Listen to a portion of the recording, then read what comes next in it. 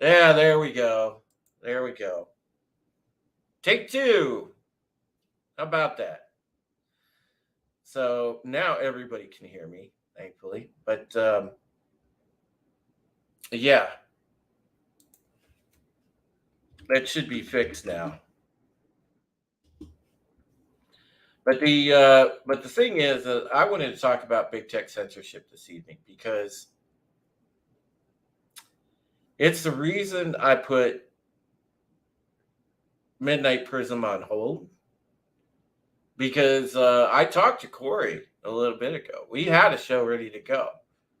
We were going to get all spooky, talk about the chupacabra. That would have been awesome, except YouTube decided to send me a nice email letting me know that they went back and retroactively from almost a year and a half ago pulled down one of my high heresy streams. And it's funny, the reason included in the email, again, which this isn't the first time they've done this to this channel. They pulled down one of my streams that I had about NSPD 51. If you remember that topic, the original stream that I had with the guest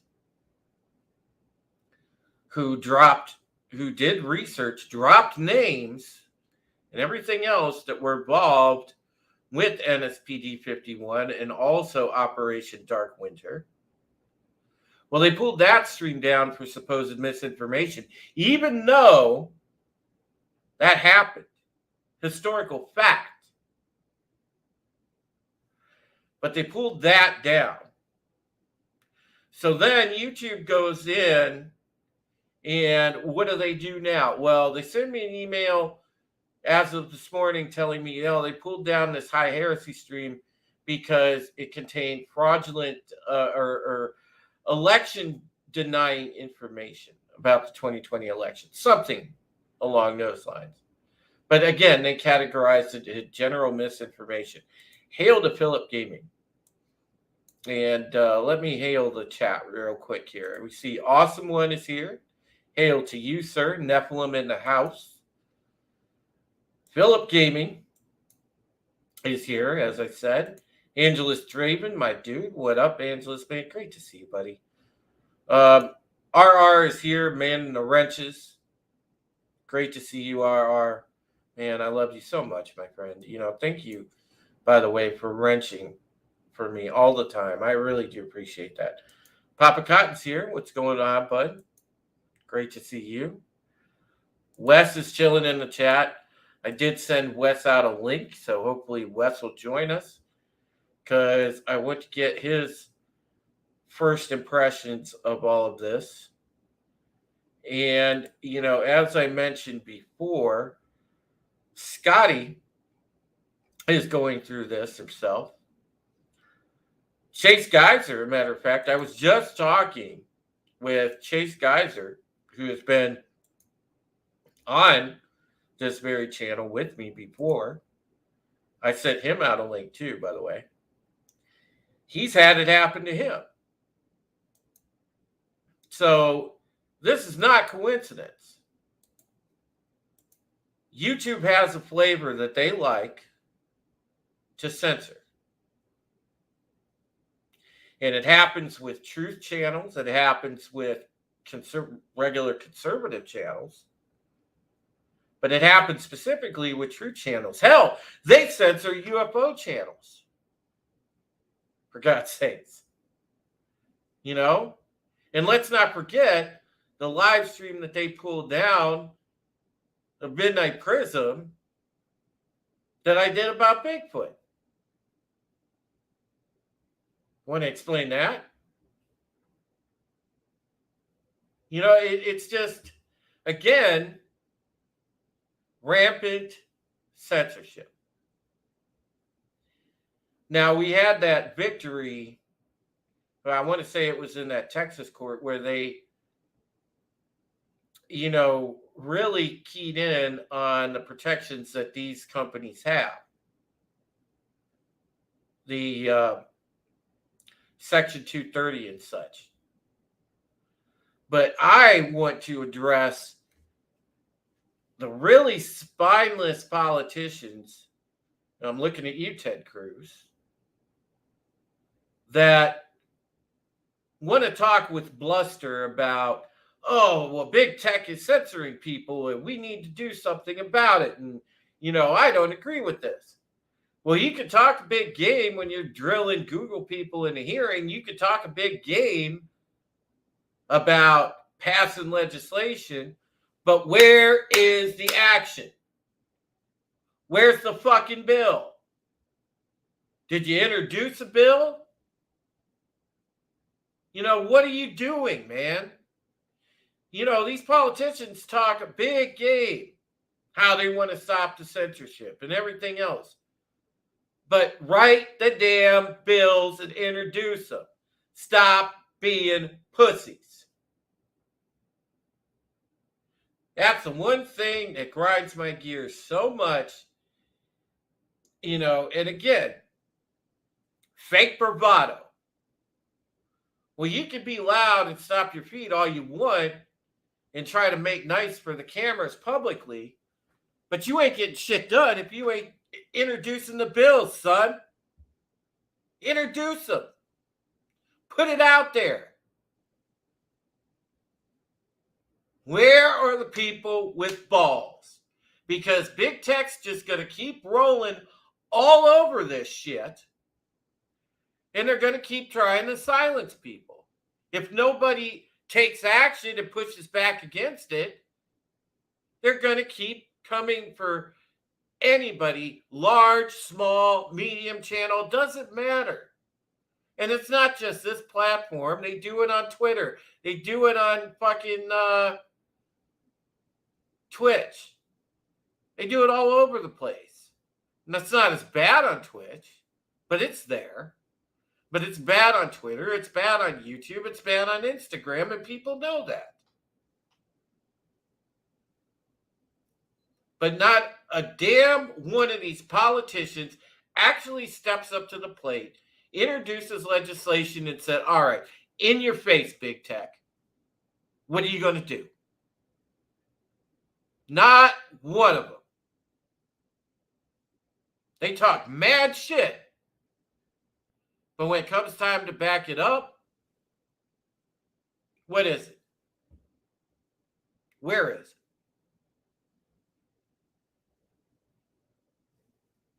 it? And that's what pisses me off about it. I want to see fucking action, man. That is what needs to happen. In a lot of these people are simply made up counter opposition.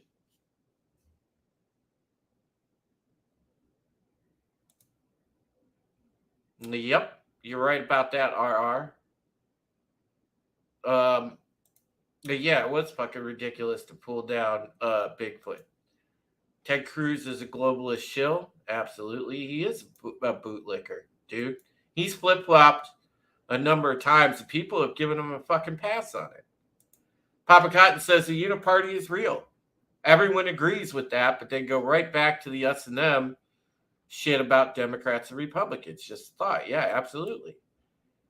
Hail to you, Tim Hayes. It's great to see you, buddy. But that's the thing. Even Wes agrees. We knew that about Cruz. Yeah, absolutely. Hail Eldritch Lord Haster. Darth Haster, remember those High Heresy streams I used to do? And that's why I'm doing one tonight. They pulled one of my High Heresy streams down from a year and a half ago, claiming that it was general misinformation. But, it was up to and including election denying information about the 2020 election was what it was. But it's funny that you can't say anything about that, but there is a mound of evidence to the contrary that shenanigans were had. So if you're not going to allow people to even raise questions, have debate, America was founded on the ability of the people to have public conversation, to have public debate. If you're not going to allow that, that is a problem. And if our elected officials are not going to fight for that, that is a problem. And I don't think there's anybody that lives in our country that just says, well, this is okay. It's not okay. Remember, there's a lot of weak-minded fools out there that are still caught up in what exactly Papa Cotton pointed out.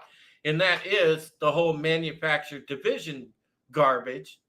So they're busy arguing, about the race war one week, about, Republican versus Democrat another week, about, so on and so forth.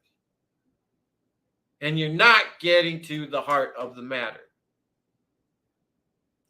See, when we had that Biden administration little ministry of truth, when it went away, it did not go away. Okay, it went underground, but it did not go away. If you think for a second that the government is not colluding with big tech to make this shit happen, you're not thinking with a clear mind, man. Because this is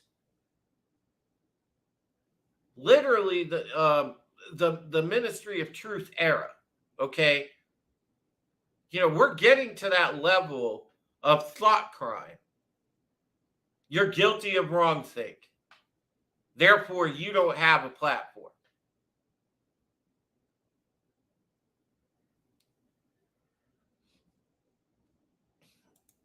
Angela Straven says, the more they hide and censor stuff raises a question and doubt even more. If it wasn't legit, then there should be no harm in talking about it.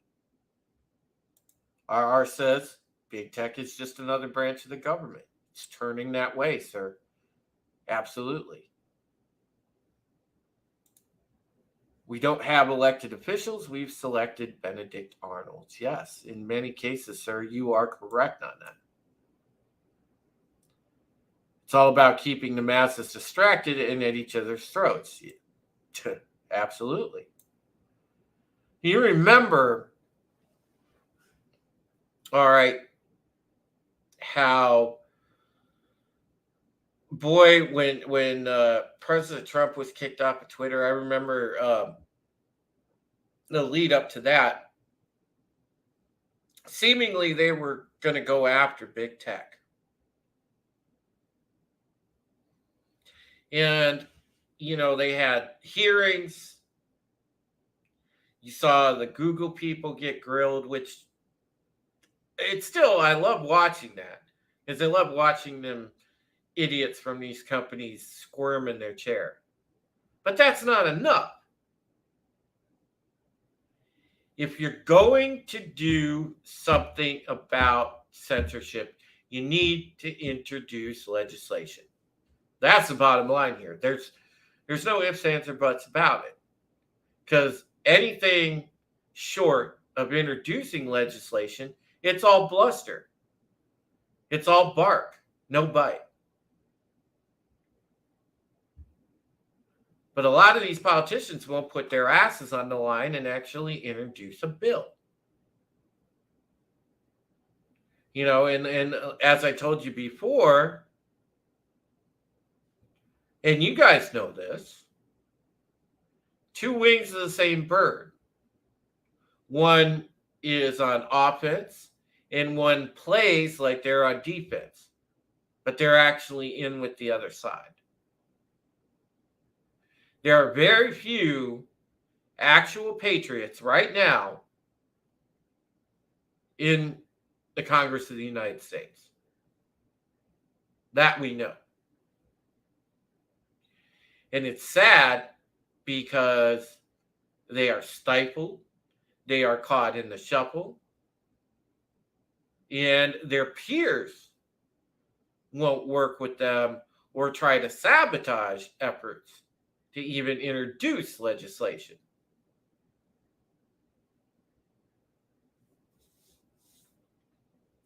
So that is a big portion of the issue here. Now we see it globally, and I know you guys are paying attention to, Italy, Viva Italy, man. That lady that they just put in that new PM, she's amazing. And they call her a fascist, which is hilarious. But her platform is all about Italy first. You know, she said no to the globalists and no to the Great Reset, and she's labeled a fascist because she said no to the Great Reset. She's like, no, that's not going to fly here in Italy, thank you. And they are now labeling her a fascist because hardworking Italian people voted her in. So she's a fascist because she doesn't want the country destroyed by the Great Reset. But this is the way that they're trying to spin everything. If you think outside of the agenda, you're a fascist. You're a Nazi. Well, I hate to tell you, YouTube, I'll put you on blast right now. You sat there, and first off, you made mistake number one. You fucked with my money. You have it locked up. You have it locked away. You said I had to verify my little address. I did. You said I had to do it again. And you never sent out the document that has the little PIN number on it that I put in my little creator dashboard. You never fucking sent it. And you're doing it purposely because you're trying to stifle what I'm saying. So you hurt me monetarily. Well, he's not going to have funding to put back in his channel. You pull down my content regularly. Oh, this is too sensitive a subject matter.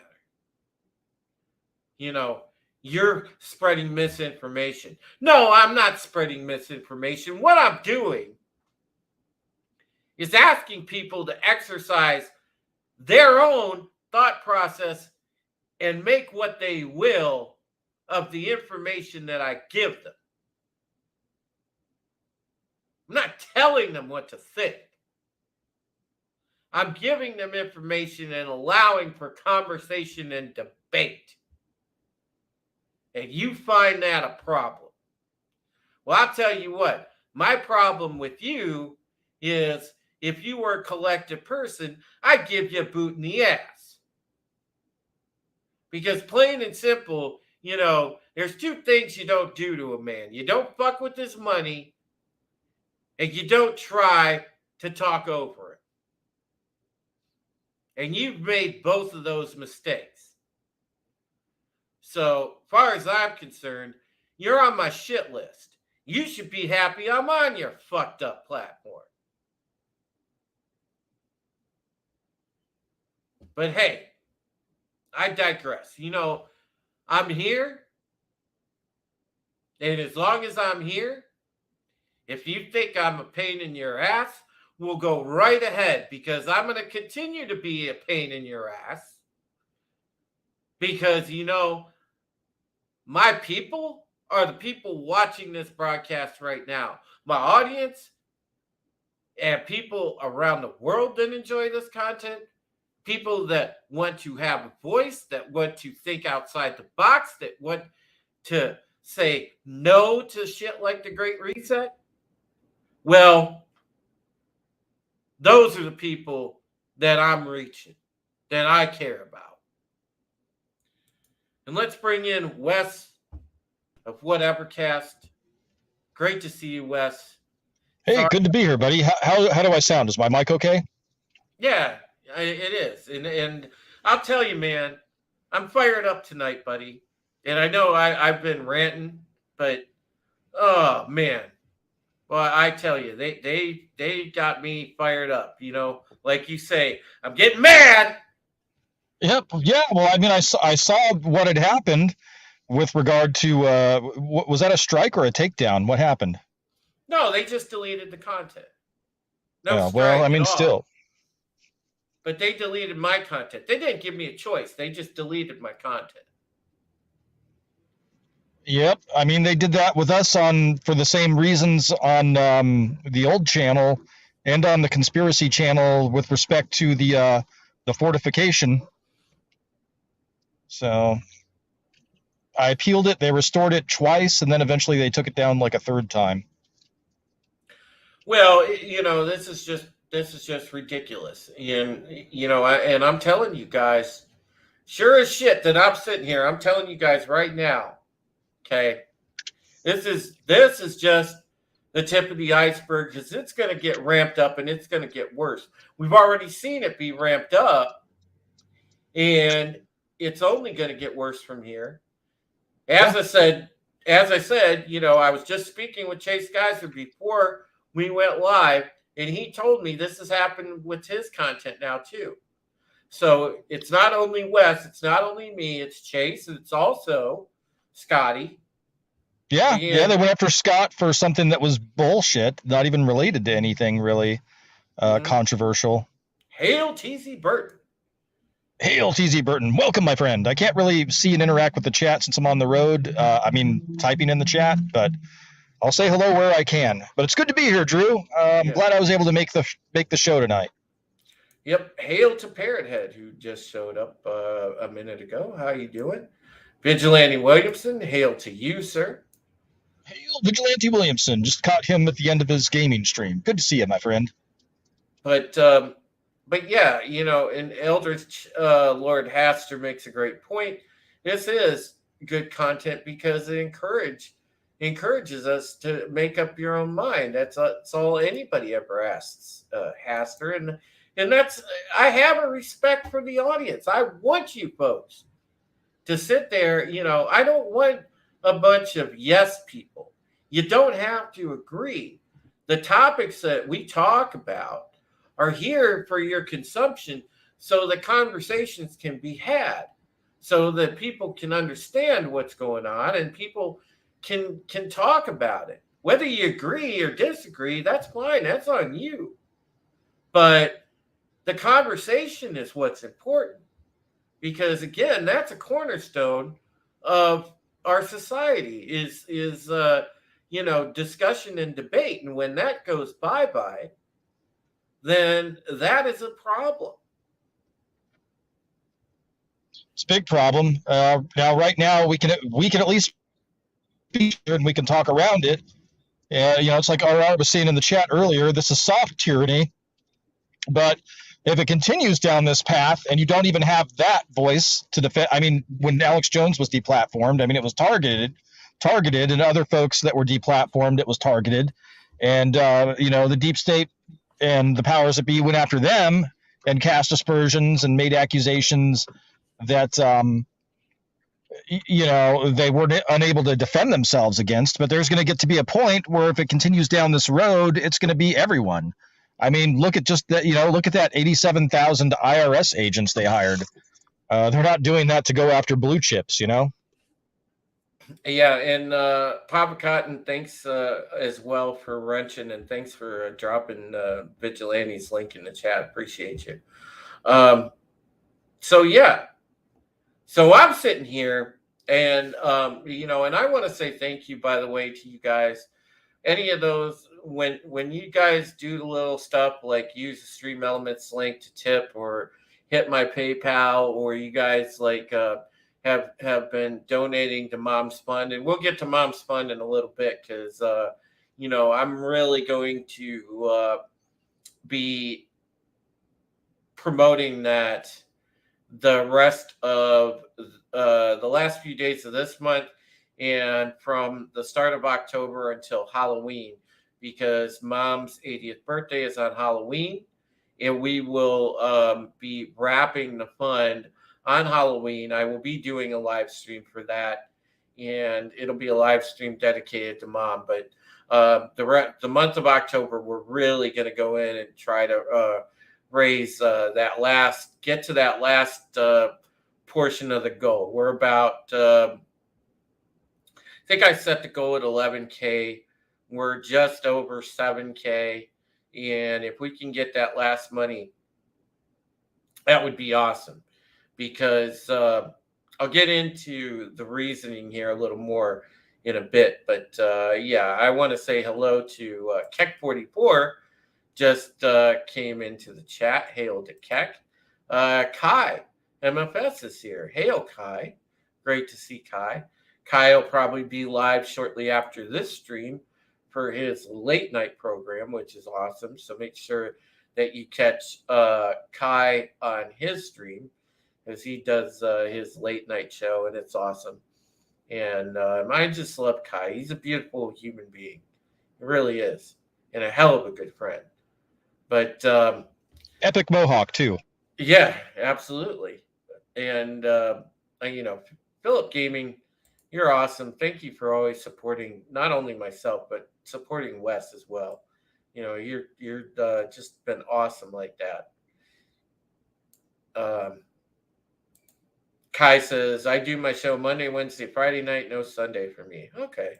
Well, that's all right. We still love you, Kai. Doesn't matter. You're great anytime, any moment. But the thing is,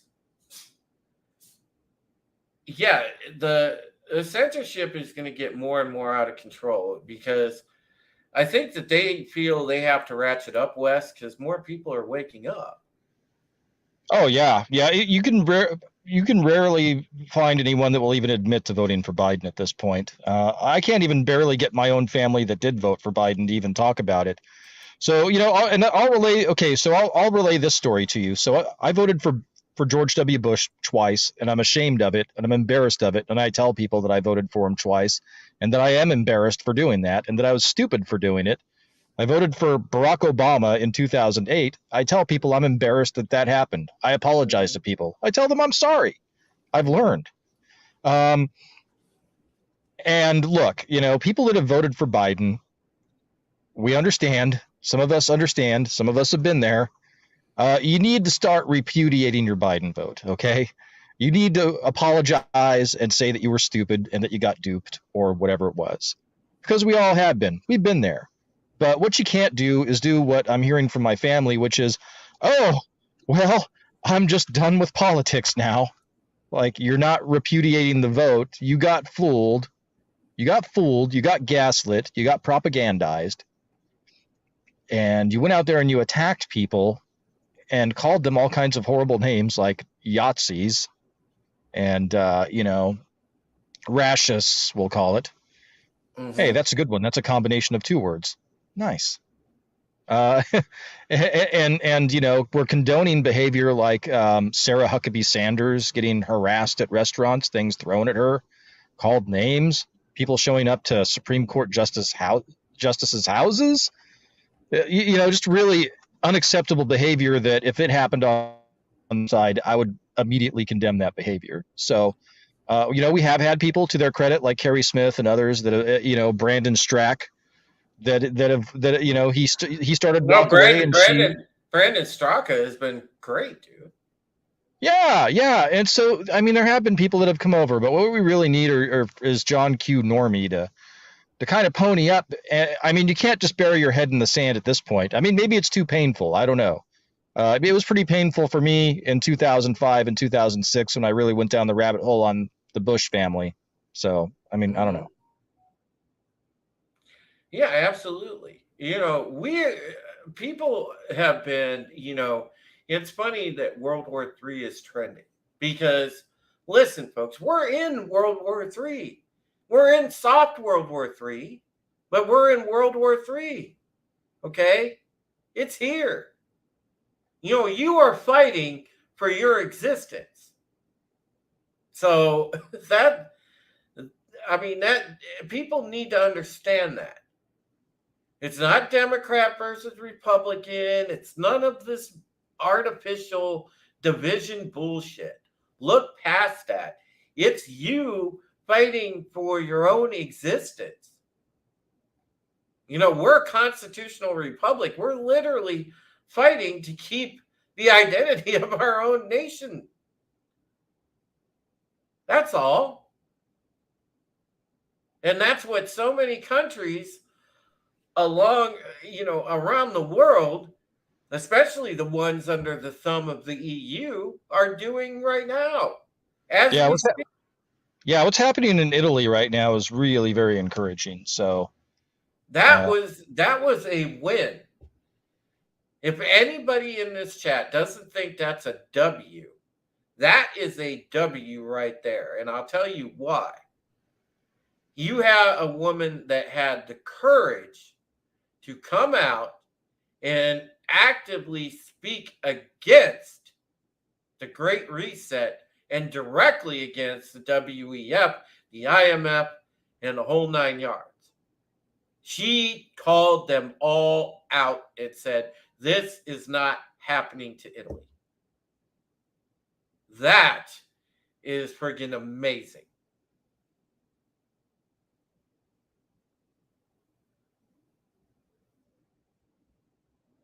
absolutely. Well, I think Le Pen Marine Le Pen had that French election in the bag, and then there was some shenanigans and fortifications afoot. So we'll see. This is a parliamentary election, so it's a little different. Than a little harder to fortify those, if you know what I mean. Yeah, and she won fair and square.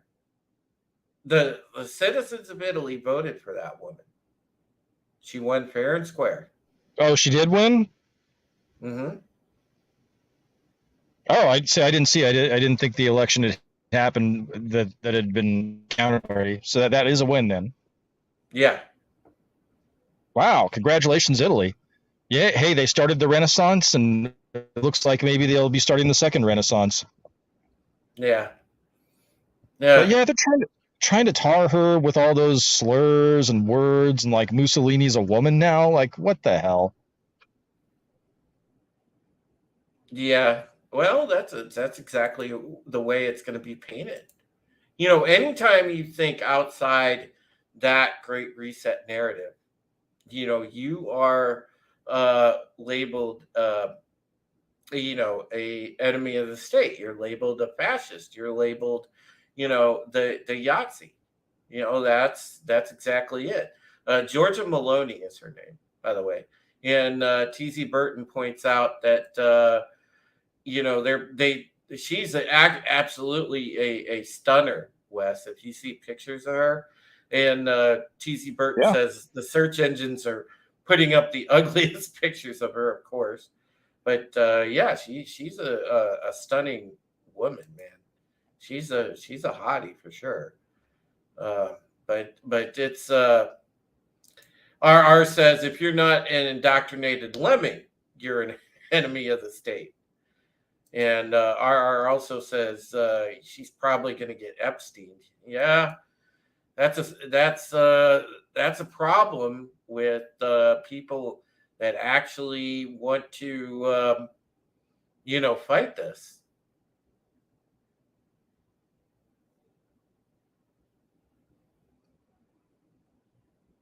Because usually they wind up with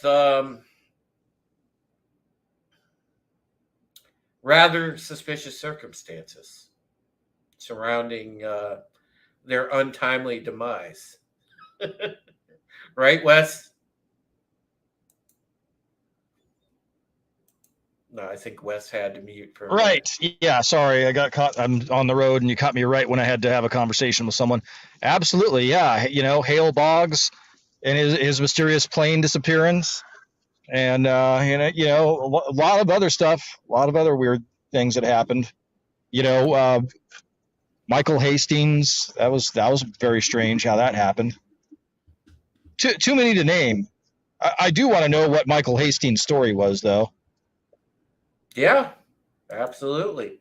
Um, Now, there's something else, and I'll cover this more in detail Tuesday on United Resistance, but just so you understand, folks, and I want you to know this, and the caption on this tweet says, nothing to see here, just the second largest food distribution center in the world on fire in France right now.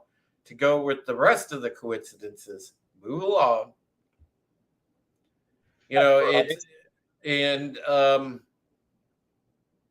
if you don't think they're coming after the food and everything else, the it should be beyond provable at this point because there's not that many circumstances.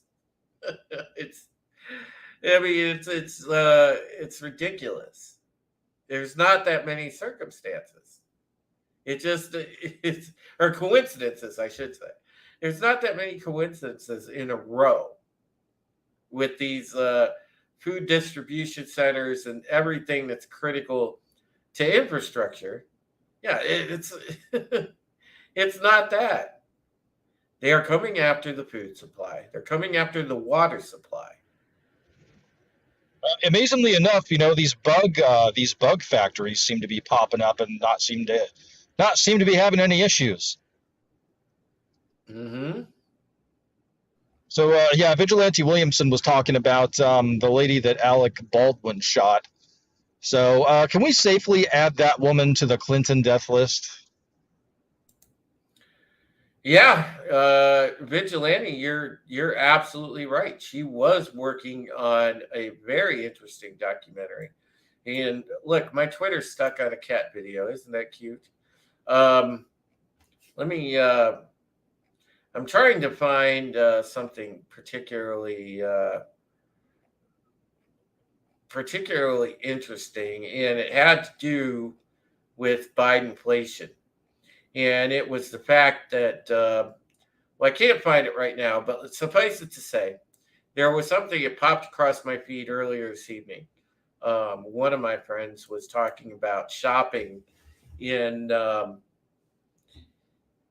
I forget what state she's in, but butter is $6.39, and that's for just like Land O'Lakes butter.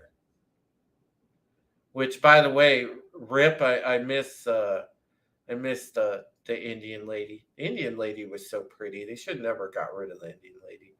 But but yeah, six Yep. dollars and 39 cents for a package of 4 sticks of butter. Oh man, yeah, that's about right. I mean, you're spending at least $5 to get. I think I paid $5.69 for the cheapest butter I could find on sale, real butter, Yeah. and for 4 sticks, and then for God, for eggs, man, I can't even believe how expensive eggs are. It's like $4 for a dozen. Hmm. Well, again, you know, chickens are mysteriously dying. They don't say anything about that. It's all orchestrated, and you can point this out to people. However, there are people that don't want to believe it. There's some that are safe in their bubble of ignorance, if you will, and that's because think about this, folks, and this is a good reason. We ask why people can't see the truth that's staring them in the face. Well, think about it from the standpoint of how easy is it to reconcile that you've been lied to for decades and that maybe the reality that you grew up with wasn't even reality. And that's hard for people to process because you start to wonder if part of your life was a lie, and that is a very hard thing for a lot of people to take in.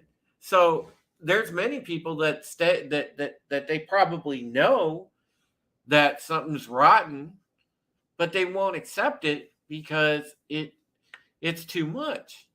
It's too much. And there are legitimately some people that just can't handle it. So they stay in their bubble of ignorance for that reason too. We know, all of us that are assembled, that are gathered here this evening, we know that on some level we've been lied to for a majority of our lives. We know that. But we've accepted and said, hey, all right, so this wasn't the truth. Let's go find the damn thing. Philip Gaming says, yeah, 9/11 is one of those things that's hard to think about. It is. Oh, yeah. Vigilante Williamson says, yeah, it is a lot for people to handle.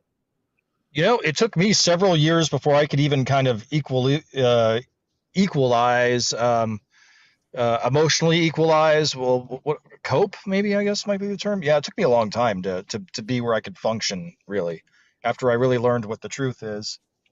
T.Z. Burton says fentanyl dumped into the water of cattle.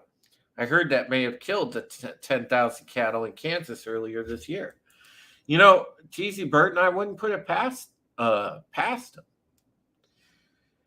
These fuckers that are pulling this great lie, that orchestrated this whole great reset shit, okay?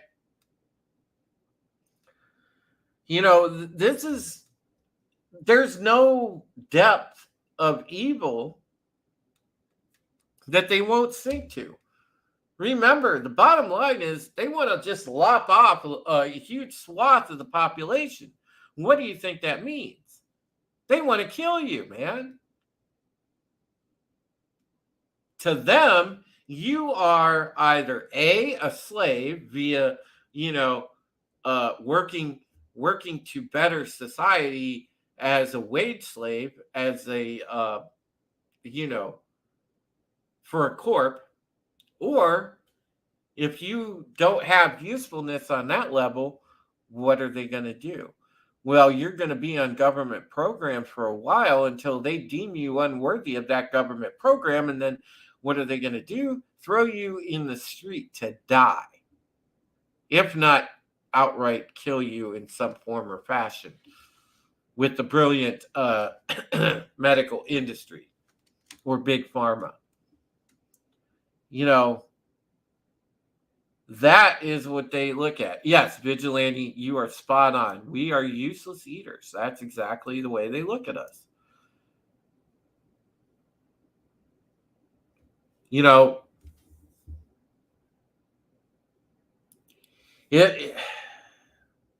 I'll tell you, Wes, I had a problem really coming to grips with this at first. When I had my wake-up moment, when I started, and I'm sure Wes will be back. He must have had a connection issue. But I'll tell you guys, when I had my wake-up moment, and it was when I started researching UN Agenda 21 originally, 2009, 2010. That was a lot to take in. A lot to take in. Hail to Tommy and the Guinea Pig Collective. Hail to you, sir.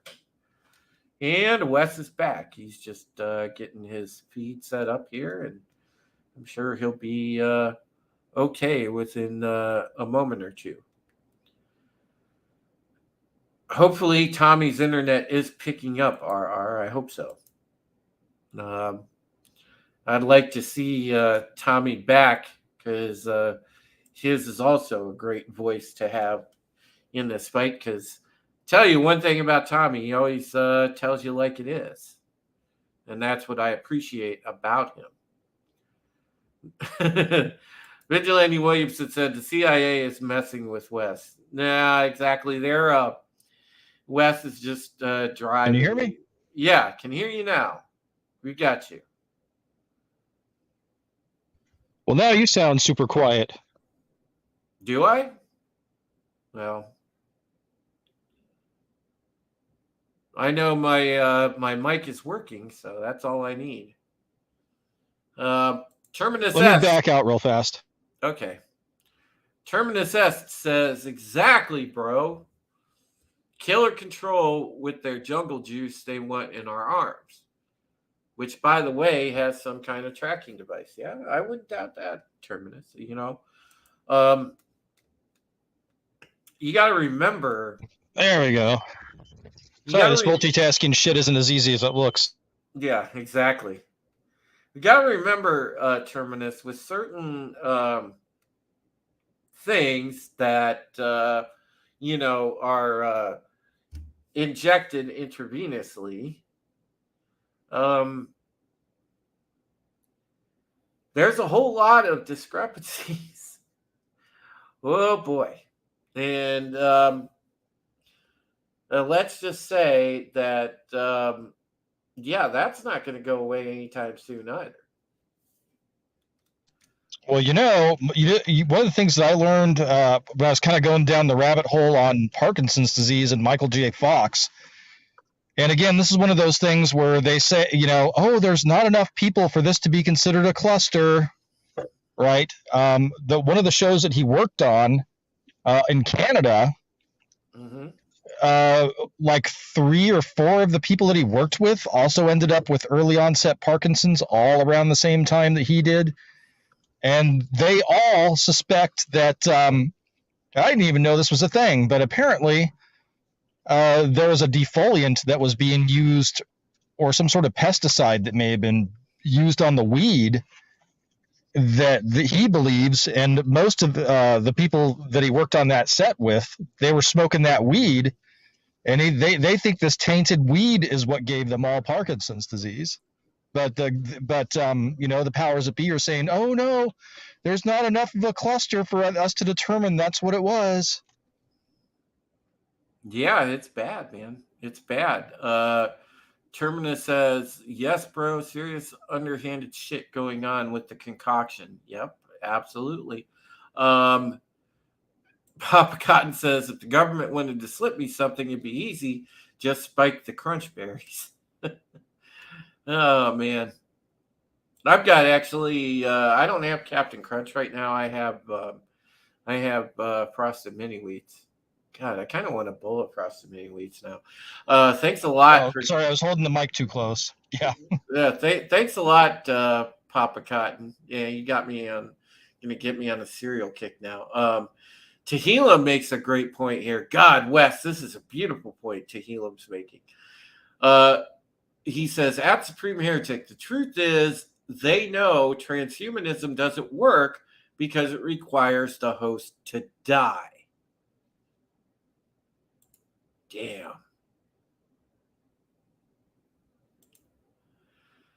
Vigilante says, wow, I never heard that as a weed head. That is scary. Yeah. It's just like any other garden, Vigilante. If you can, grow your own. They are probably spiking the weed. Yeah, dude. I wouldn't doubt it. Up here in my town right now, in Lorraine, they're coming across people that are spiking weed on the street with fentanyl. So, just saying. TZ Burton says it's the same with rice wine. TZ Burton also said, my wife and I are building a rebel base in the Philippines. You guys can come with us. We have relatives there building it. Yeah, dude. That may not be far off, and I'll explain that to you here in a second. Yeah, I'm not sure if comics has room on the Dix Division Ranch or not for me, so Philippines might be a good plan B. Yeah. Yep, Tommy, we just talked about that. They are burning down food manufacturers around the world now, probably companies who refuse to follow the script. Rita says, I read somewhere that the stick for the variant hasn't been tested on people. Yes. I've heard 6 to 8 mice. That's it. That's what I've heard. I don't know what you've heard, Drew. 3 blind mice. That's what I've heard. 3 blind mice. Yep. 3 blind mice. Watch them run. Watch them. That's all I know. I don't remember the rest of it. But TZ Burton says we have a coconut farm, banana farm, pineapple farm, and everyone has fishing rods. Cool, dude. I could live on the pineapple, man. I like me some pineapple, no lie. Just not on pizza. Yeah, you know, if there's any of those freaks around, they're gonna have to be like segregated out into their own little corner of the survival ranch. Can't have them around defiling the pineapple that way. Yeah. They'll be with the candy corn or cornholers. Yeah.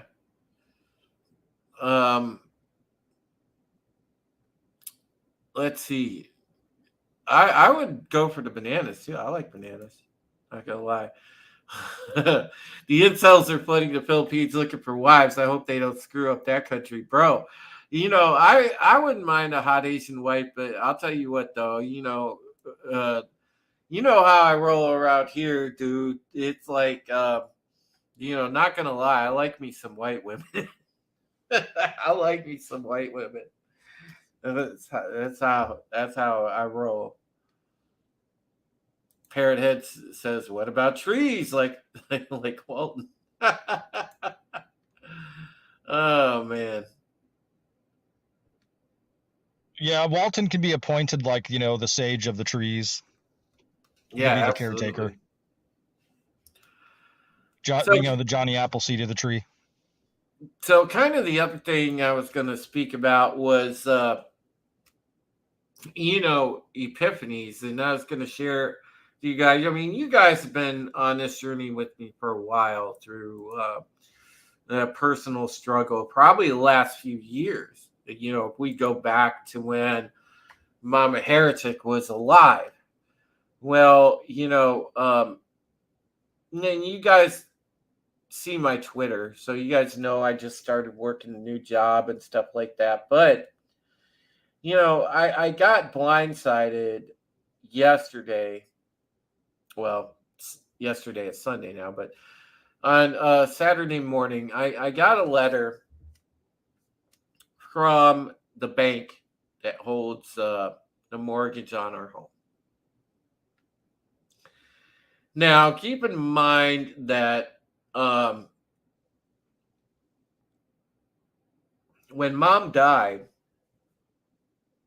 I got literally saddled with all of the back debt that she had, which was a significant tax bill that's owed to the county. Let's think something around that $6-7 range.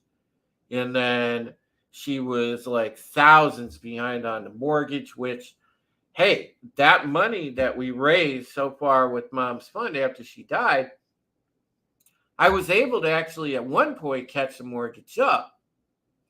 And I caught up, the thousands in utilities that was behind too. So I turned most of that money back around into immediately trying to catch up a lot of the stuff for the house. Because my first instinct was, all right, well, I need to fight for this house. But now, as after the fun kind of slowed down, and before I had my job, that little 2.5 month period or so, I fell back behind again because I didn't have anything coming in. So long story short, I get a letter from the bank yesterday.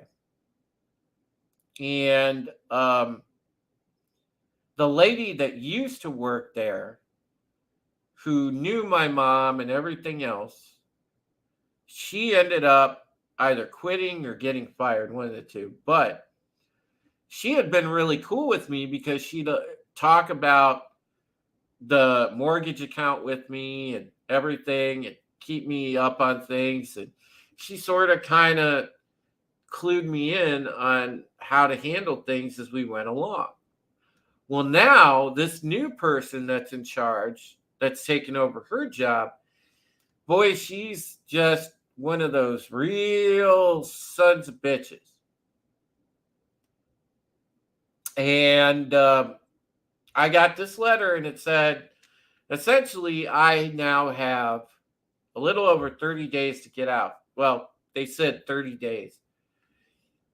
They want the back balance owed on the mortgage in full, or they are recommending it immediately to go to sheriff's auction, and I have 30 days, and that's it. So I'm going to very likely be forced into the position to move. Now, I won't necessarily be in the street if I find a place, but I do have to secure the funds for that place. So I will tell you, yeah, I am this next month going to push the fund for Mom hard. And I'm just being real with you folks. I'm going to take that money, and instead of sinking it into what is now clearly becoming to me a losing battle of keeping this house. And it's not just that. I'm talking about, guys, let's say in a hypothetical that I did keep it. So you're talking about things that need repairs, like kitchen needs absolutely redone. The bathroom needs redone. You're talking about the basement needs the walls reinforced again, because as you know, we have flooding down here. So the thing is, even if I wanted to get it in the least shape, which would mean something like, because it has a new roof and new gutters. So the only other thing it would take to sell it bare bones would be to replace the windows. That's still $13,000. If I applied for, let's say, a loan for home improvements to get the other stuff done, well, all of a sudden that bill with materials and everything else, the way today's economy is, you're looking at nearly a 70 to 100K bill to have that kind of work done on a home. And mind you, this is a 4-bedroom, 1.5 bath home. So for just me, that is way too much space. And if anybody ever tells you folks there's too much space for one person, they're lying, because there actually is too much space for one person. So I've come to make that decision now where I have to decide existentially, is this the way to go? Or is it just kind of the epiphany that I need between this and a couple weeks back, the burglary happening here?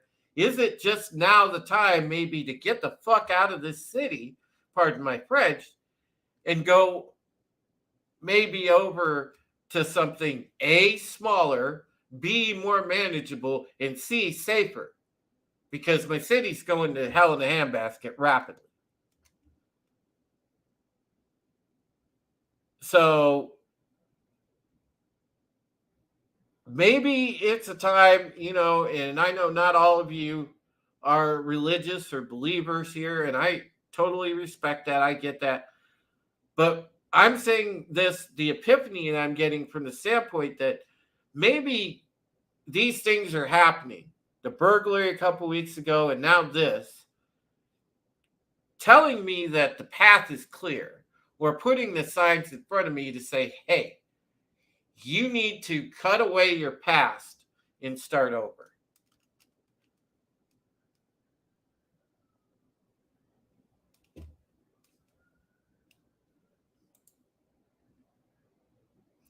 Kai says, Drew, I recently moved to another state, and I haven't been happier in a long time. A move to a fresh place might be a good idea. RR says, all the cities are going to hell by design. TZ Burton says, Ohio has great cities, but 75 years of Democrat occupation has destroyed a lot of those once great cities. And TZ Burton, you know about Lorraine, and you know that basically, okay, what's happened here. See, to explain to you folks about my town, this was an old steel town. This was one of those that you hear, out of the old lore of working people, Rust Belt City. This was, you had United States Steel on one end of town, you had the Ford plant on the other end of town, and you had a very active at one point shipyards. Matter of fact, fun fact, George Steinbrenner, that owned the New York Yankees, owned the American shipbuilding that was in downtown Lorraine. But all these things went away over the decades. The shipyards closed. Then, as time went on, the steel mill.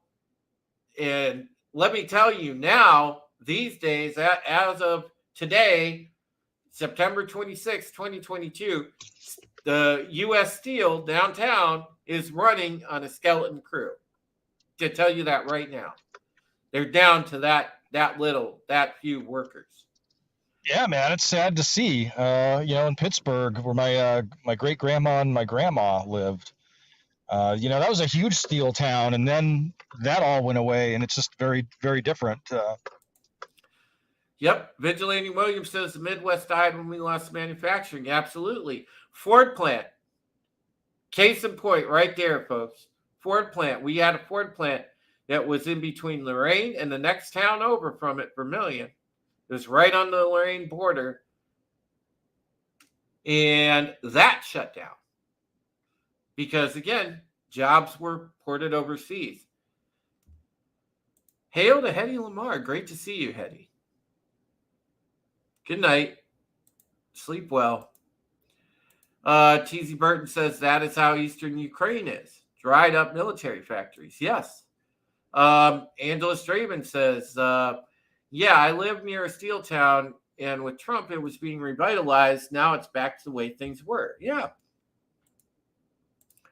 Tommy says, this is why many years ago, I moved to a more rural area here in Florida. Less possibilities for problems. Terminus S says, I really wish I had suitable income so I can move farther away from the Dallas-Fort Worth Metroplex. Yeah. In cities, guys, listen, Lorraine is about the 10th, 11th largest city in Ohio. Now, remember, the defund the police thing really killed us here because they're understaffed as is. So we've got basically, again, you want to talk about skeleton crews, we have a skeleton police force roaming the streets.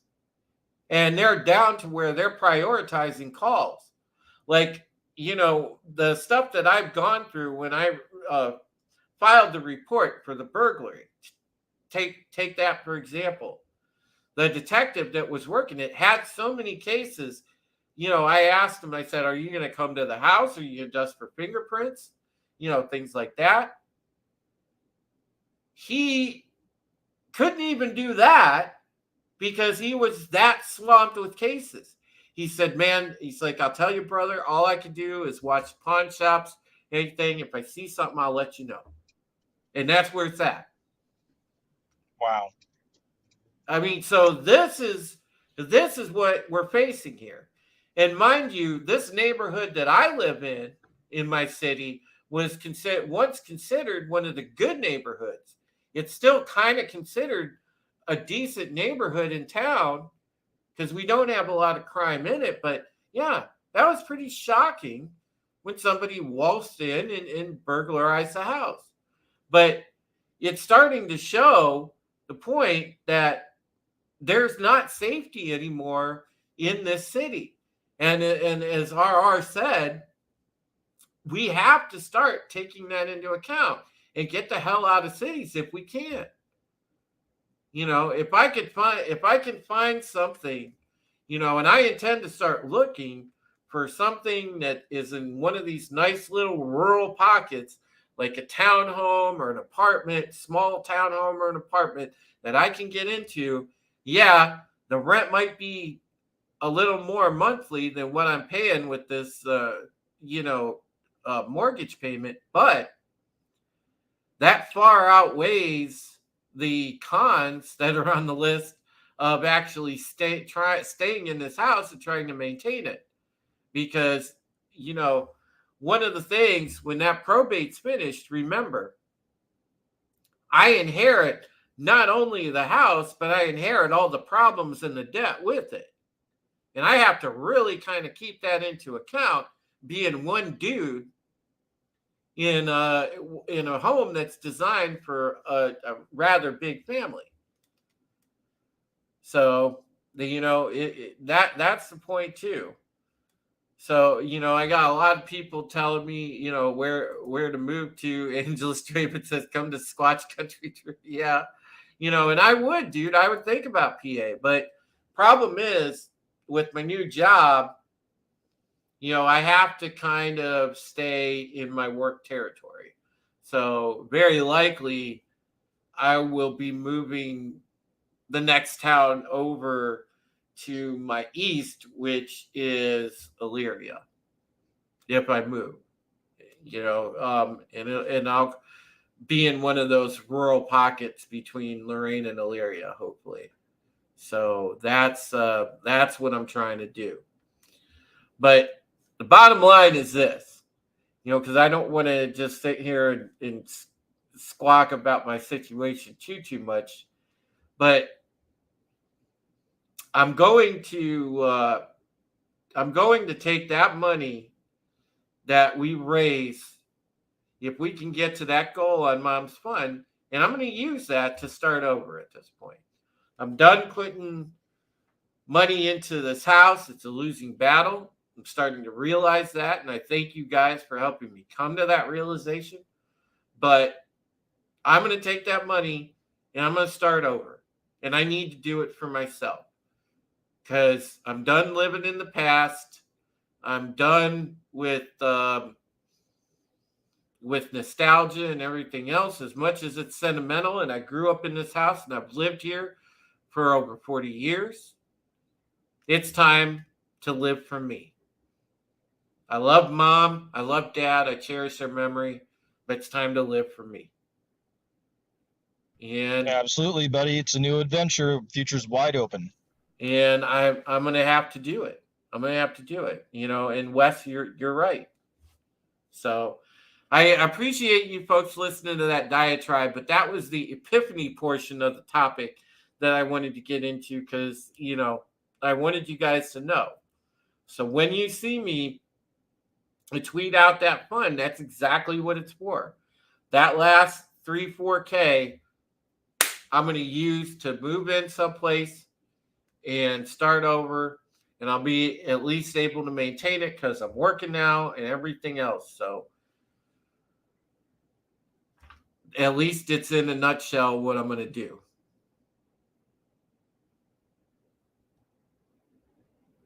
TZ Burton, man, I'll help you anytime, dude. Absolutely, brother. Not a loss from the beginning. Yes, sir. Rita says, probate sucks big time. It took 2 years for probate to finalize after my husband died. Yeah, that's the other thing. Griffiths, thank you so much, man. Been praying for you. I love you, buddy. Thank you so much.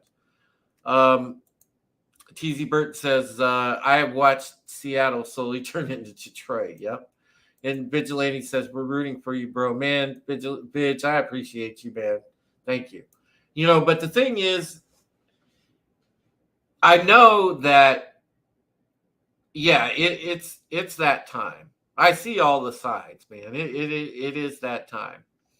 So I'll be all right. It'll get figured out. And like I said, you guys, so many of you guys, I mean, you guys are true blue friends. You've helped out. You've had my back, and you've done so much for me. Not only me, but Mama Heretic too. And that last night when we close out the fund and when it's Mama Heretic's 80th birthday, I can't wait to have a stream that night and share that stream with you guys because we'll have combination Halloween party and celebration of Mama Heretic, and it's going to be a good night. And I'm looking forward to that because we're going to spend that together. And I can't wait for that. But Yeah, it's one of That those. sounds pretty amazing. Yeah, then we're gonna do that, Wes. It's gonna be fun. And I think Mom would have loved that too. I know that she was so tickled that because I told her so much about you. She was so tickled that we always collaborated and worked together. Well, that was cool. Yeah, I had a good memory of her on your birthday stream when she took the shot of whiskey. No, that was legendary, man.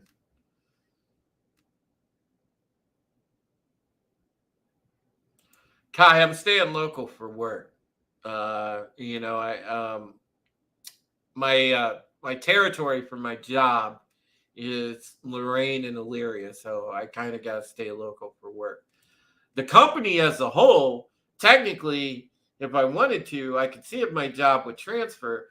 They do have offices in Florida, so if I moved out of state, I would most likely have to move to Florida because that's where they also operate. But you know, like I said, I'll cross that bridge when I come to it because I'm actually as of tomorrow, after I talk to my lawyer, I'm gonna start looking into options about where I can find a new place. So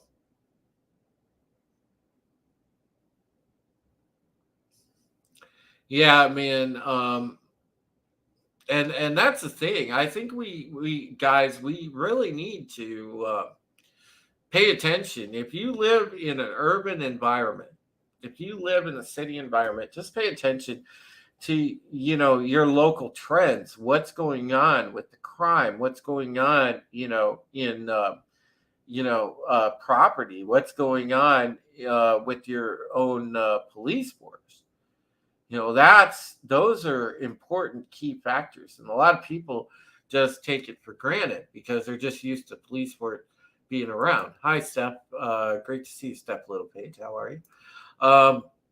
It just I think a lot of people are glossing over that, and the cities are just turning into shitholes. They really are, especially ones that were our current and former Democrat strongholds that don't have strong leadership in them to counter all of that impropriety, like money laundering, things of that nature.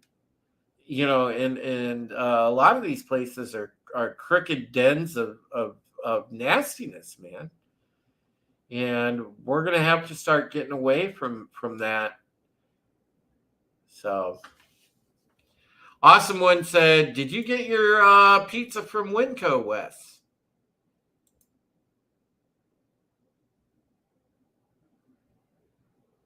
Yes, I did actually. I did. I cooked it and I ate the whole thing that night. Believe it or not. Nice. Yeah, it was pretty good. That was from another one of my. I think that was from one of my driving lives. Yeah, boy, that's all blurring together. I need to. Speaking of dire straits and needing money, boy, I I've got a couple of things in the hopper that I need. Well, one of which is a probate, ironically enough. So that goes through on October 24th, and then God bless her, what a wonderful woman. She's doing everything she can to get the place ready, and then just waiting for my marijuana client to figure some things out, and then once that's done, hopefully my long nightmare will be over for at least quite a while. But yeah, man, this has been kind of. I mean, it's been kind of cool that it's a challenge, and I've been Right. able to rise to the challenge. But I'm not gonna lie, man, this fucking blows. Well, This it's like this blows just being on the road all the time and putting all these miles on your fucking car and it's like I the told pick you, buddy. of the litter. Yeah, it's like I told you. We're sitting here and we could rival the trials of Job in the Bible with what we're going through. And there's a lot of people out in our audience right now the same thing, going through, seemingly one thing after the other, and it just, overlaps on each other, and you don't even get a chance to breathe. I'm thankful for the W, you guys, and it was a W for me that I got a job and I got back in the workforce. It was nice. That was a W. But yeah, it's a lot of people are talking about right now, different experiences in their cities. Tommy says that cities have been hotspots for shitty behavior. Nothing new, just more noticeable. Absolutely. It goes, that goes without saying. R says, I Yep. work for a proper. Yeah, go ahead, Oh, Wes. I'm sorry. no, go ahead. Continue. I was just going to say, RR says in his comment, I work for a property management company, and every apartment complex, no matter what part of town, has car break-ins almost weekly now. Yeah, that's unfortunate. Yeah, go ahead, Wes. And yeah, I was just gonna say that I got made fun of so hard by my family for moving to this little small town that I moved to, but I'll tell you, I got the last laugh pretty quickly. Pretty quickly, I got the last laugh. Yep. Shit, man. It's just, I want to live in a chill area that is not only that, but from a tactical standpoint, defensible, and yeah, I mean, I'm cool with that. Yep. My thing is, and I think also from the business end of it, and some of you in the chat are probably more familiar with this than I am, but maybe with the market going into a crash, as it hasn't happened yet, but it is in the process of happening.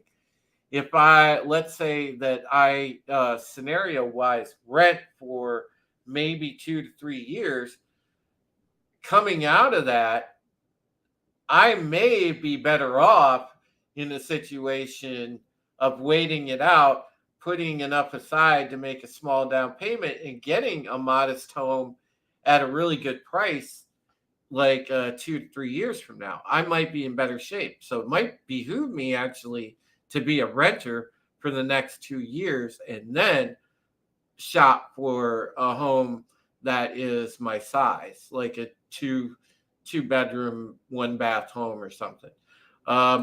Stephanie says, in case we didn't tell you, Bob and I have been in apartments since late May after 5 years of being homeless. Well, good for you. I'm glad that you and Captain Robert April have gotten on your feet. That's good. Congratulations. Awesome One says several CEOs have either quit or walked off ledges past couple months. Yeah, they have. TZ Burton says one of my properties is a condo and we get car break-ins too. Yeah, absolutely. Wes, go ahead and take over for a moment. I do have to step away to the men's room. I'll be right back. All right, I'll do attempted taking over, and let me see if I can at least monitor the chat. Okay, so I can look at the chat at least. Yeah, we're going to be, there's going to be some tough times, and it really, a lot of this is going to depend on how things shake out globally with the globalists. And we still do, for the time being, have property rights, and provided there's going to be a significant downturn, those are opportunities. So if hard money people, it's a good chance to pick up property. Hard money people would be like, local people that are wealthy that, I'll tell you, man, your local wealthy people are very different from the globalists, and they're trying to sick everybody against your local wealthy people. People that have accumulated wealth, doctors, or people that have had wealth and done well in real estate. The globalists don't like those people, and they're trying to shut them down. But local millionaires that I've met, most of them drive not the best cars. Rarely do you see those people just blinged out. Most of the time, those people tend to be very humble, and their thing is helping people.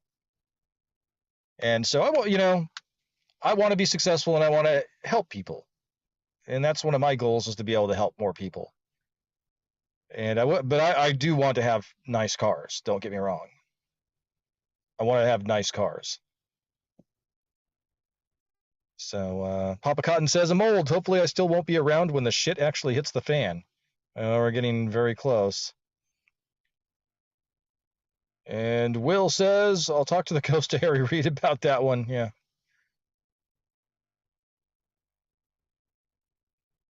Awesome One says, hence them only letting monopolies stay open during the lockdowns. Yes.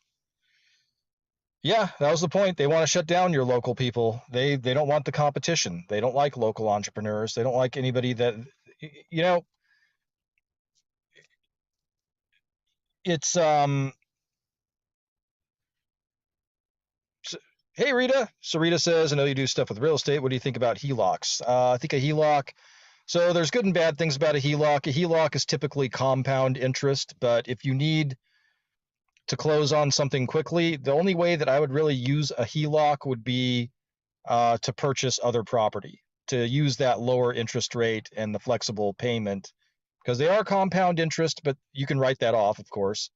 Well, you can write some of it off. You can write a portion of it because it's mortgage interest. And you typically can have a lower payment or a flexible payment because it is basically like a credit card on your house. So a HELOC, I think, is a great instrument to use as something to purchase other property. I wouldn't use that to finance a home. Tommy says, I just want to get better piggy homes. I have damn near all the toys I want. Yeah. Yeah. Also says, sorry, Papa, you're going to be here to see the shit show. Yeah. Kai says, according to an NDE, I heard crypto replaces paper money in 2024. Trump is back in 2028, and WW3 doesn't kick off until mid-century after 20, 30 years of chill. Hell. All right. Nice. Yeah, we'll see, buddy. I just know right now things are precarious, folks. And listen, we all have to have each other's backs.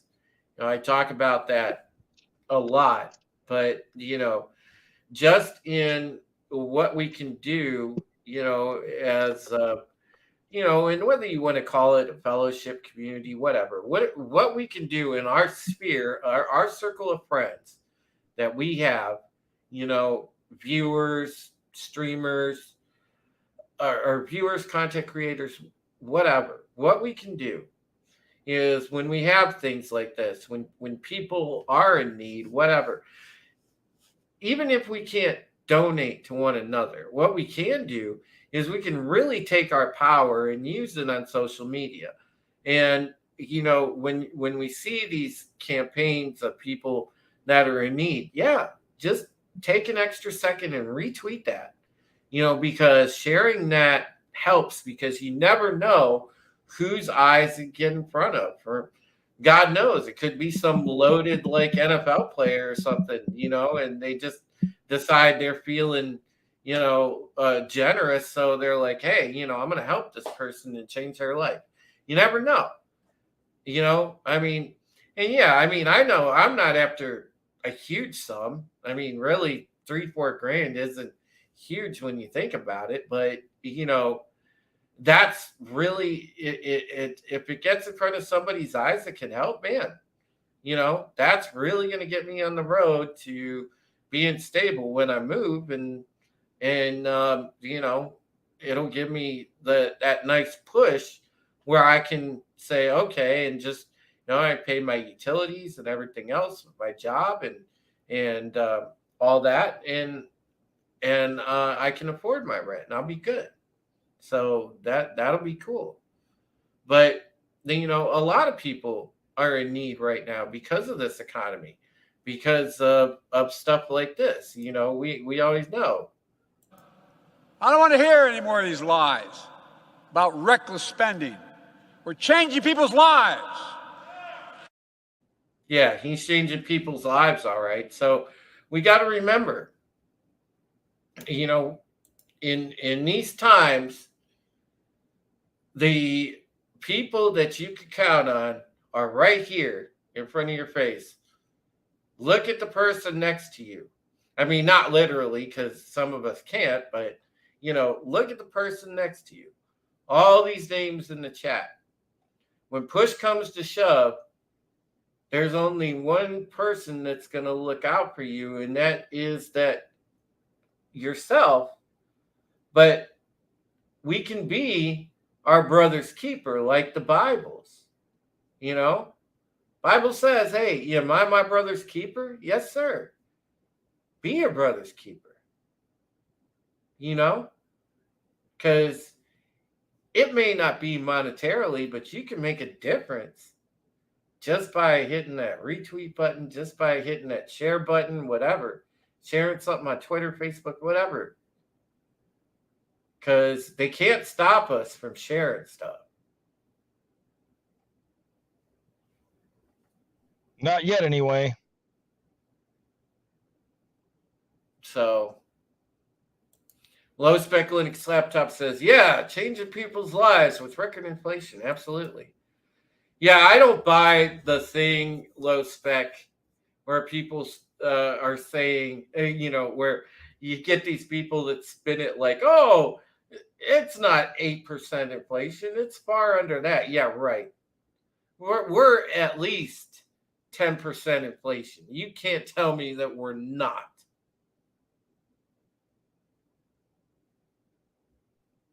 Oh, for sure. Then you have the supply chain nonsense. Mm-hmm.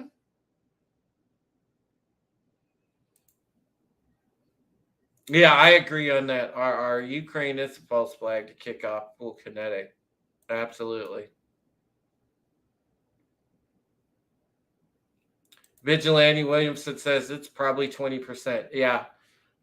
I think you're close to spot on with that figure, Vigilante. RR said 18%. I'd say you guys are right around, sniffing around that right range. It's minimum at least 15%, if not more. Yeah.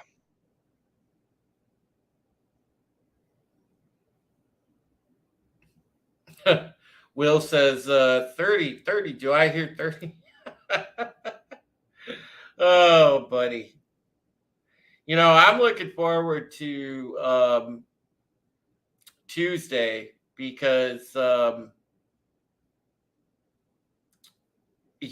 really I really want to get into the ramifications of the PM that just won in Italy and how really important that is. And I can't wait to examine that Tuesday.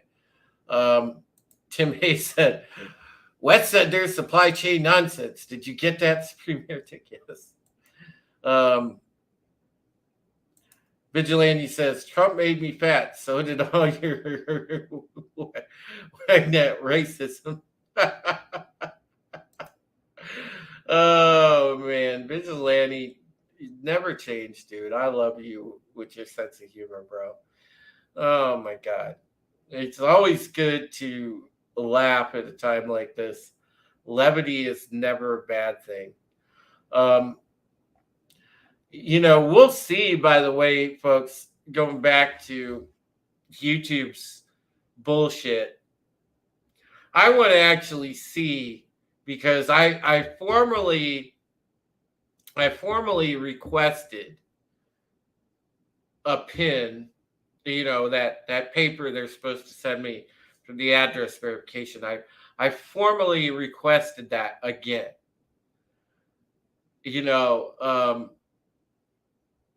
I'll make you. I'll bet somebody friendly bet. I'll bet somebody a pizza that we are probably not going to see me get that thing until probably the day that I'm moving.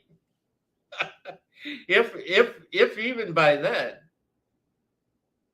So I'm waiting with bated breath to see if they actually mail it, which will be really surprising because they really do want to keep my money locked up. They're petty, and it's not just me, Wes, and Scotty, and Chase Geyser. Hell, they do it to Tommy. They've been playing games with Tommy for years. And Tommy could tell you from experience if he was sitting up here, he'd be the first one to tell you. YouTube has put him through like so much bullshit. But again, this is what big tech does because they are in bed with the globalists.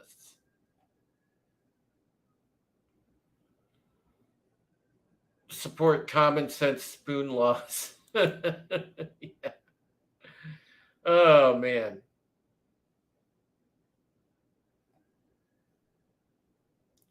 But I really think, Wes, you and I both are headed towards a personal renaissance. I really do believe that. Oh yeah, it's gonna get there. I mean, it's funny. I was talking with some people, and I mentioned, the rah shit isn't what I want to hear right now. Mm-hmm.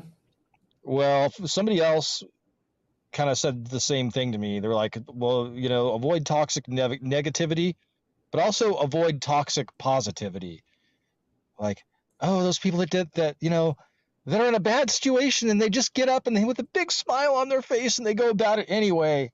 It's like, that's toxic positivity. If you're in a shitty situation, acknowledge you're in a shitty situation because that's going to give you the motivation to get out of the shitty situation. And I'm like, that makes sense. Mm-hmm. Yeah. There's a lot of people that, you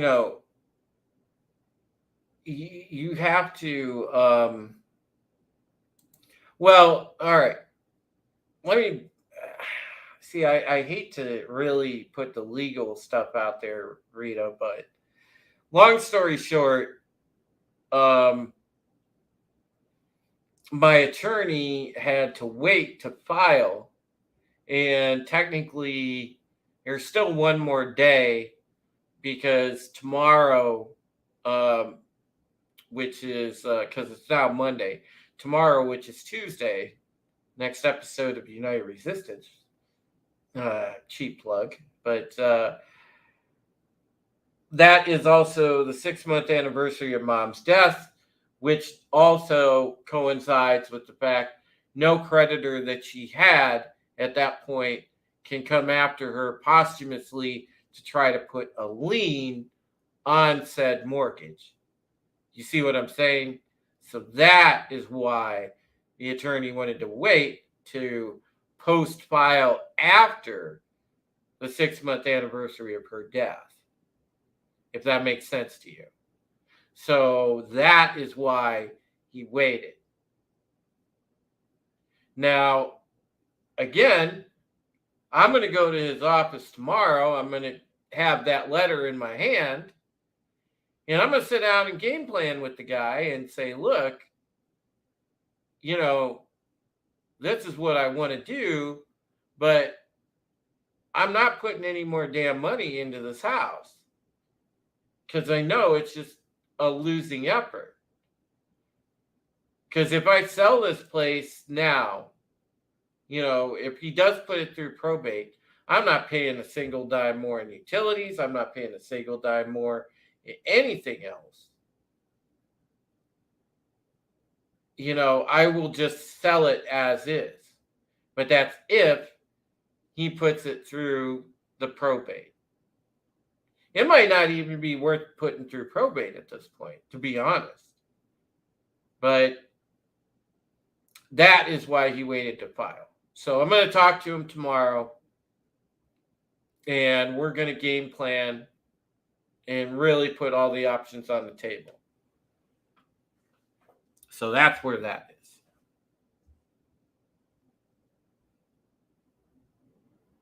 It's all you can do. The waiting's the part that sucks a lot of times with these things. Well, yeah, and again, Wes, I don't know with the multitude of costs that it's going to entail when this place would go into my name, if it's even worth it. So that is, the one of the burning questions here. And like I said, once I sit down with him tomorrow, because I fully intend to, I'm going to drop that letter off at his office and, pretty much demand to see the guy, because, it can't. I mean, this needs to get done now, because this is like a problem. But yeah, we're going to go over and game plan it. Well, based on what you've said so far, it doesn't sound like it's worth it. No. It sounds like, I mean, it would depend on what's happening with, I don't know anything about your market and what values are or any of that stuff, but I mean, just based on what you told me, it doesn't sound like there's any there. So if there's no there, that's kind of the end of that. The median cost of homes around here on the high end is probably $400K. Jesus. Holy shit, man. I'm sorry. Every time you tell me what the homes cost there, I always like blow a microchip, because you know how much homes cost here. Sorry, go ahead. On the low end, it's probably 90 to 120, 150.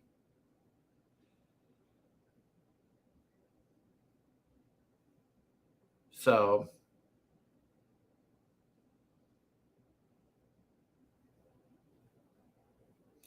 yeah, and Death Angels, that's the only reason I'm thinking about putting it through probate, is try to sell it. But honestly, dude, with the way that it is right now, with it needing new windows and new kitchen and new carpeting and new bathroom, even if I just got the windows part done,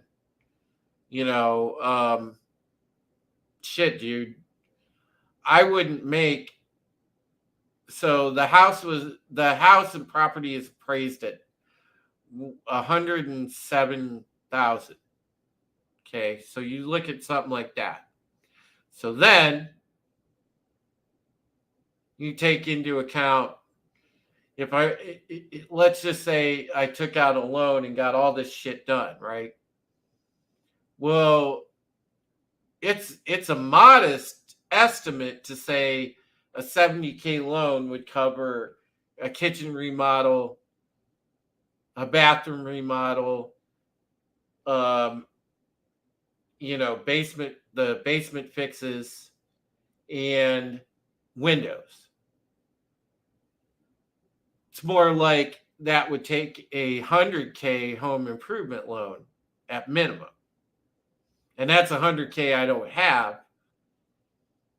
And, that's just not a loan you want to take out when you're working on a average $600 a week salary. That's just not going to cut it. So I look at it more as that's why I said I have to really think about, is it worth even fighting? And Death Angel says, yeah, but there are flippers that will buy as is. You'll take a hit, better get something than nothing. I'm saying that as somebody who already got screwed like that before when my mother-in-law died. Yeah, I get it. Right? No, and I hear what you're saying, Death Angels. If the bank takes it, I get exactly zero. So yeah. I mean, I'm holding that into account. And if I decide to go through with the probate, I mean, yeah, I still might make 10 and 15, 10 or 15 grand maybe off the top, because I believe what's owed on the house right now is about 55K. So I might make 10, 15 grand. And that's about it. But still, I mean, it's a small chunk of change that would help. But again, you're talking about a probate that might take a year to a year and a half to 2 years. So you just don't know. So we'll see. But Yeah, I mean, if you go full probate, if you just do the again, I don't know what all the rules and regs are on how things happen in Ohio, but there's a way just to do the house if there aren't any other assets that your name is not on. If your name is on the bank account and things like that, that's a much easier process, a much easier transition than it is to do it on the house if you're not on the house. Yeah. yeah, my name's on the bank account, Wes. I took over the Yeah. bank So account. yeah, that's super easy then. That's just I'm the successor or whatever. Yeah. Because one of the smart things, thankfully, that my mom did before she died was she put me on her bank account. So it just fell to me as soon as she was gone. Well, that's a good way to do it. Yeah. Boy, I'm dealing with this stuff with a client, man. It's just like, it's terrible. We had drawn up a living trust and had that all ready to go. They had a notary at the hospice place and he didn't sign it. And this poor lady is just having to spend, almost tens of thousands of dollars to get all this stuff resolved. And then it's taking much longer. When, if you're out there in the audience and you have family, have a trust set up, because all the trust is the document that is you. And all that happens is if you pass away, whoever you name as your successor trustees, they just walk into the shoes of the trust or the assets of the trust, and there's just like no court involved at all. It's much better. Well, I do want to say thank you again to the people that have all had, that have talked to me offline and just, just been there to listen and whatnot through this whole process, through dealing with mom's death and things like that. And I'm finally realizing a lot of things that you guys have told me in the past, like, Drew, you are your parents' legacy, not the house. And I was stuck on the sentimentality of, living here all those years and this being my childhood home and everything else. And now I realize, yeah, I'm their legacy. I'm still alive. And whatever I do is, that's the legacy. That's the Taylor legacy. It's not this house. This house doesn't define that. Great as it is, as familiar as it is. I mean, I see memories every time I walk upstairs and I walk past my parents' old bedrooms. But it just, it's not the house that defines our family legacy. It's me. And I'm still here. Absolutely, man. Mama Heretic would love for you to go off and have an amazing adventure.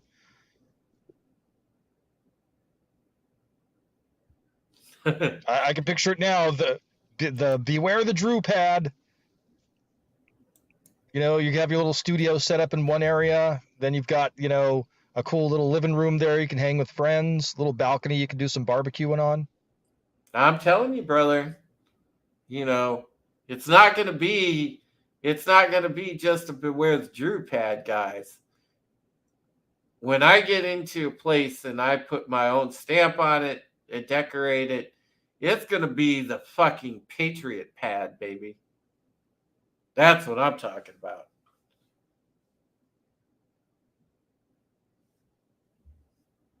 There you go. Rita says, Wes, what is the difference between a will and a trust? I am stupid when it comes to that kind of stuff. She wants to know.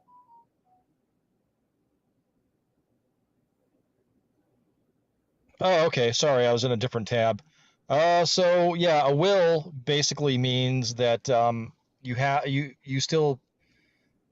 So there's a court probate and a non-court probate. I'm not a probate attorney, but based on my understanding of it, a will is everything that's in your name. You name who gets your belongings that are in your name. A trust is basically a different legal entity. So everything is held in the trust. Your real property is held in the trust. The bank accounts are in the trust. And when you pass, you have what are called successor trustees. And so the trust continues on after you pass, and the successor trustees become the trustees of the trust. So think it's like a corporation, sort of. So think of it as kind of like a corporation, and that entity lives on, and that way you avoid what's associated with probate and all that nonsense. Because technically nobody's died in a trust. The trust continues on. As where with a will, somebody has to pass away. In a living trust, you can actually disperse the assets out of the trust and have successor trustees while you're still alive if you want to. Yeah. Death Angel says, yeah, dude, lose the sentimentality. My sister got stuck on that and wound up screwing us out of $200K because she wasn't willing to sell. Yeah. It's crazy, dude. Vigilante says, Parrothead says, Drew will be on the 5th floor and his dog will be on the ground. Hashtag be with Drew. Absolutely. Vigilante says, that's in the future for me. About to visit Detroit in a couple weeks.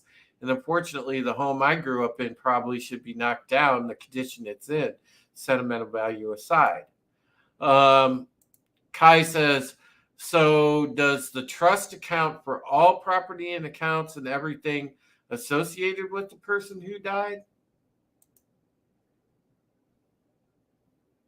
Wes? Sorry, you caught me once again when someone else was talking to me. It's whatever you decide to put in the trust. You can have some things in the trust and some things not in the trust. It's whatever you put in it. And that's one of the great things about it. And they're relatively inexpensive to set up, like LegalZoom. I think for their package, it's like $300 to give you an idea. And we had the trust set up through. They had the trust set up through LegalZoom, which was like $300. It's costing her $3,500 per house. None of the other assets, because he died before he could sign the trust documents. So yeah, that's quite a difference for your heirs. And then also, so here's also an issue that we've run into, right? So he passed away, right? Didn't have any kids. Inherited a house, right? Inherited it from his mother. Has step siblings from his father's second marriage.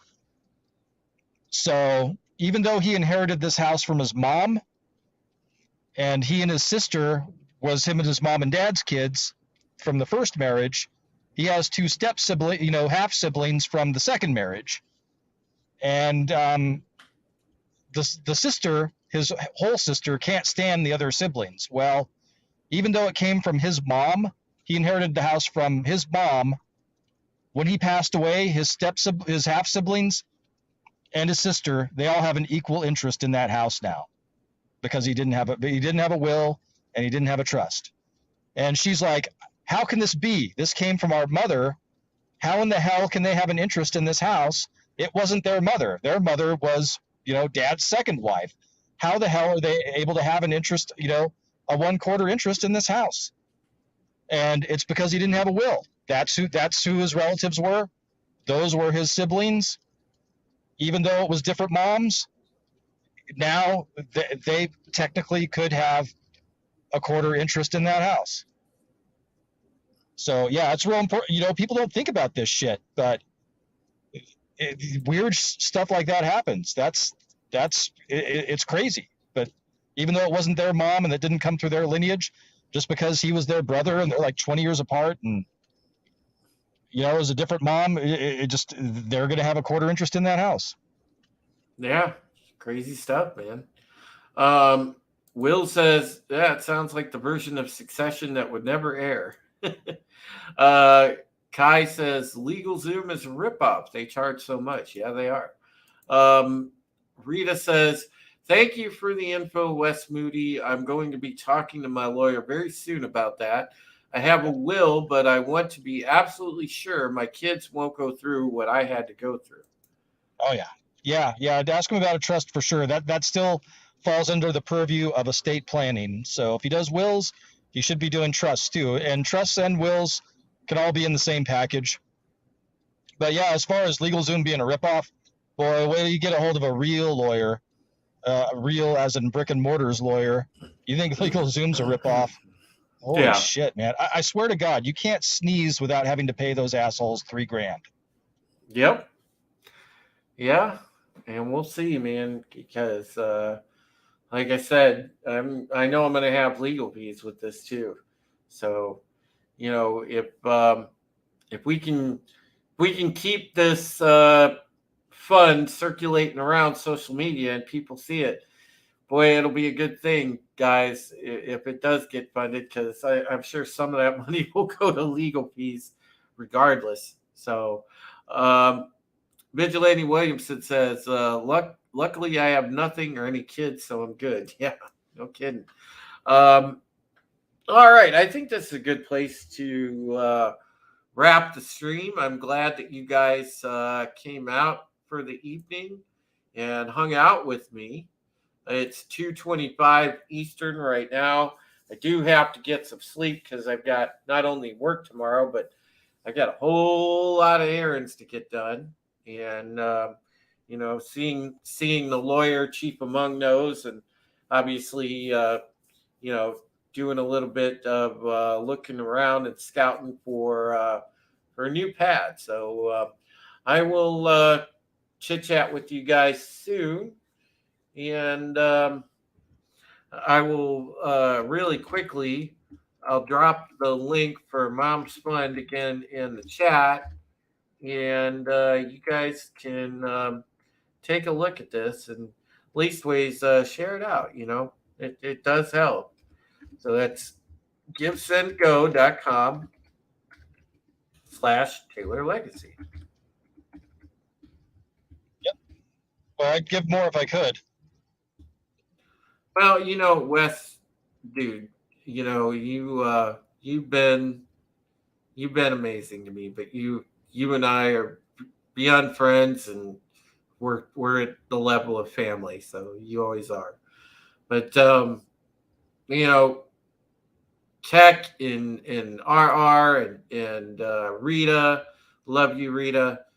You know, just thank you to everybody. Kai, TC Burton, Tim Hayes, Papa Cotton, Vigilante, Parrot Head, Death Angels, so many people that have shown up in the chat tonight. Philip Gaming, you know, TZ Burton, my goodness. Will was here, but hell, I could see Will anytime. I'll probably see him Tuesday. Helam was here. Man, Tommy was here. Awesome One, Low Spec Linux Laptop. Wow, we just had a lot of viewers. Actually, we had over 20 at one point. So thank you for being a part of the show at this late hour, guys. You know, it is very much appreciated. It really is. You know, and I'm just glad that we got to really talk about a variety of topics. It was good. And Wes, thank you again for joining the conversation. It's always great having you.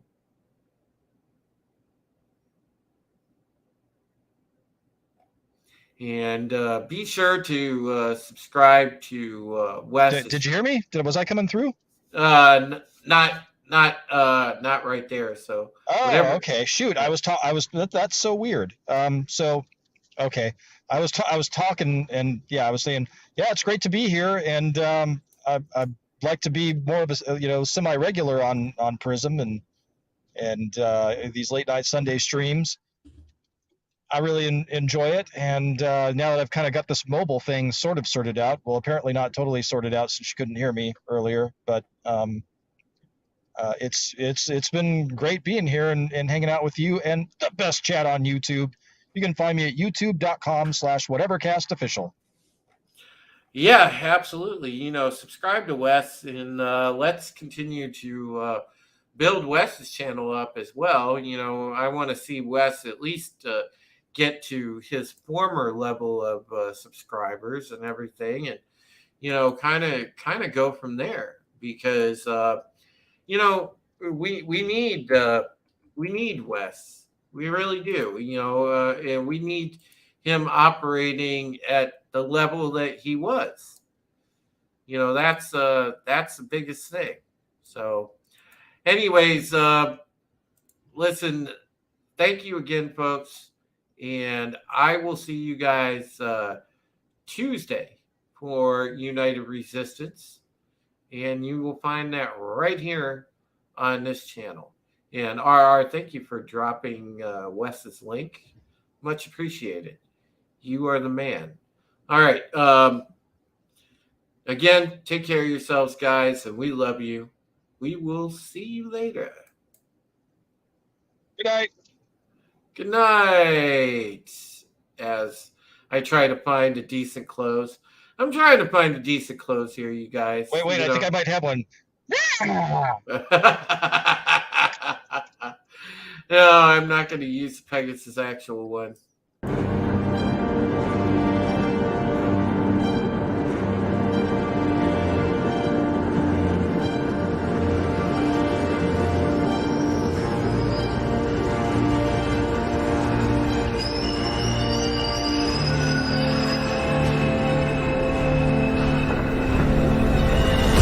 Oh, sorry. Yeah, hi, Close Casino.